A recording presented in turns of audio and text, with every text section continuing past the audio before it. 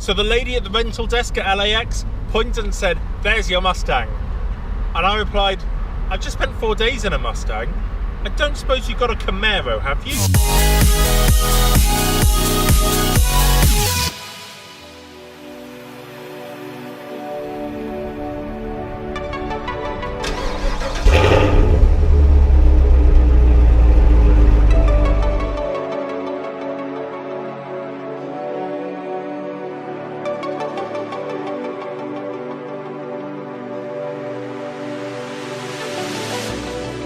Last time on Geek of the Road, I was driving down the side of a volcano in a Mustang on my way to a flight to Los Angeles. There I was picking up another convertible for an epic road trip. If the rental lot had one, I specifically wanted a Camaro to be able to compare it against the Mustang I'd just been in. I had wanted to drive up the scenic Pacific Coast Highway, however this landslide at Big Sur blocked the road, meaning I had to take the inland route. Therefore, with a quick stop at the famous Bixby Creek Bridge, I headed north to the charming city of San Francisco, built on hills with its iconic Lombard Street and of course the Golden Gate Bridge.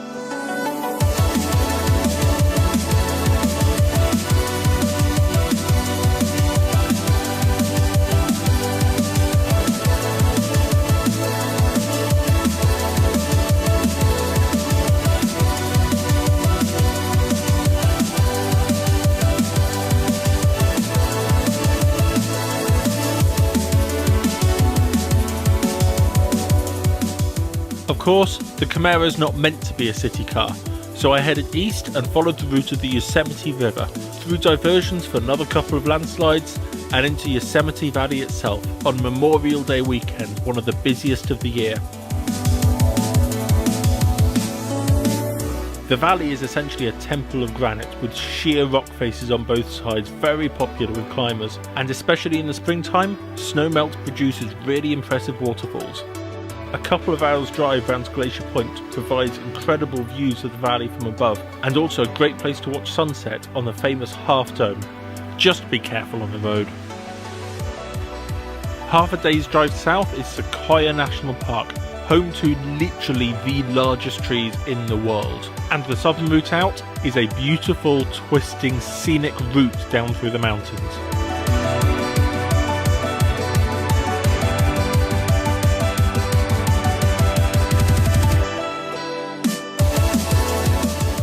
I started heading towards Arizona and found myself in the Mojave Desert, where I decided to stop at California's third largest city. Largest by area, that is.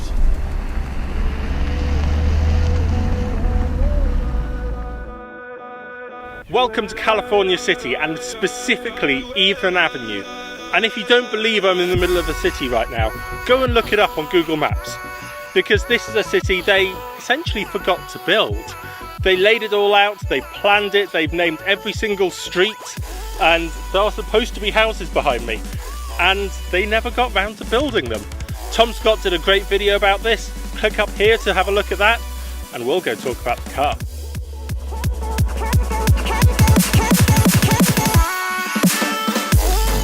This is a 6th generation Chevrolet Camaro SS.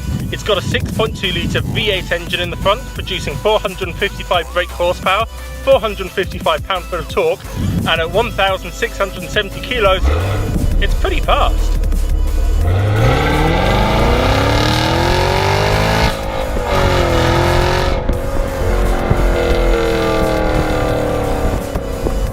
This car comes with an 8-speed automatic gearbox, and in normal mode it's still a little bit sluggish to change down when you want to accelerate, but I'll forgive it because in manual mode it's just an absolute dream to drive. With 8 gears there is always a good gear to be in, and with the flappy paddles behind the steering wheel it's just a joy to be going up and down a couple of gears as you go through little twisty roads.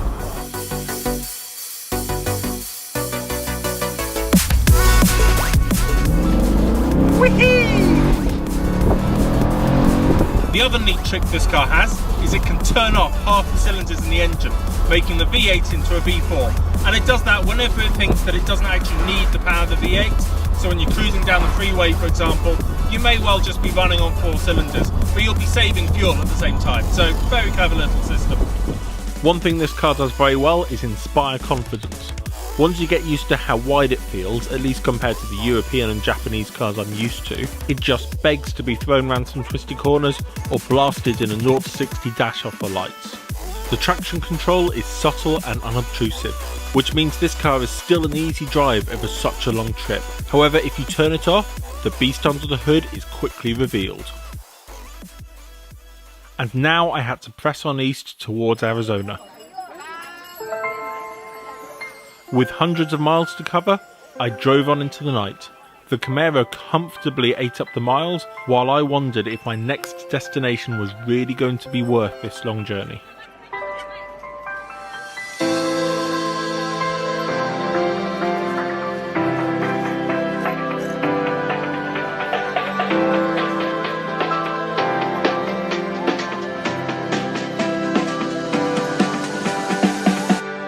Yes, it was.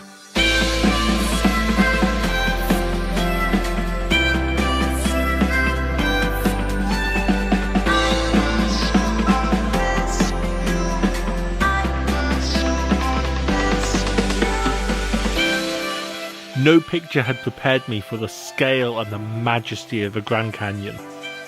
I could look out over it for hours, but potentially my highlight of the entire year was taking a helicopter flight over it.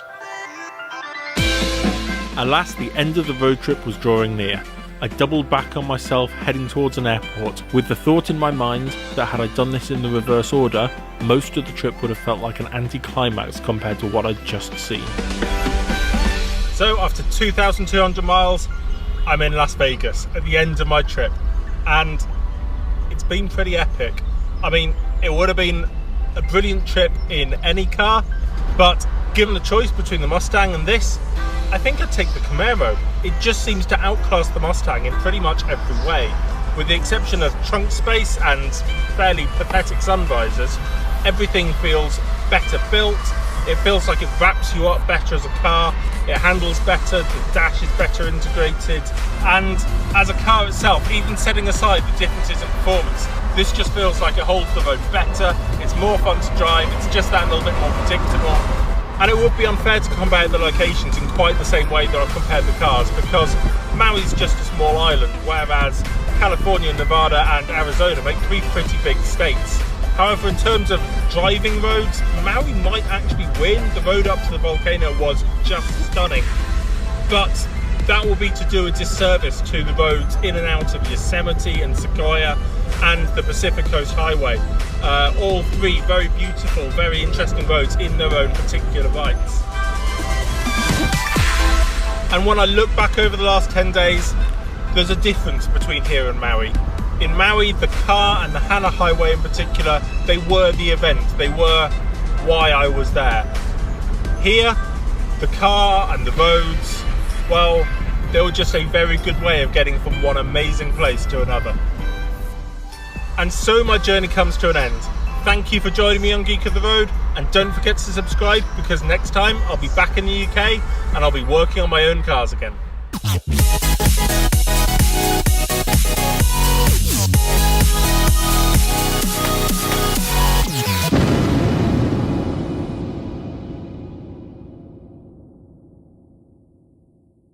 It holds the road better, and we're going to get passed by an Expo. No, it isn't Expo. It's I don't know what it is. Slingshot. It's different.